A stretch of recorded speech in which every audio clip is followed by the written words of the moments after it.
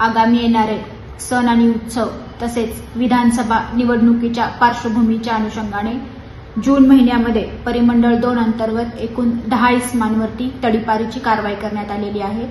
सदर कारवाईमध्ये सातपूर पोलीस स्टेशनकडील 5 रेकॉर्डवरील गुन्हेगार आहेत, अंबड पोलीस स्टेशनचे 3 रेकॉर्डवरचे गुन्हेगार आहेत आणि चुंचाळे एमआयडीसी चौकीचे 2 गुन्हेगार असे एकूण 10 गुन्हेगारांवरती तडीपारची कारवाई करण्यात आलेली आहे। सदर कारवाई करत असताना आगामी इलेक्शनच्या काळामध्ये आणि ह्याच्यामध्ये शांतता राहावी या अनुषंगाने सदर कारवाई करण्यात आलेली आहे।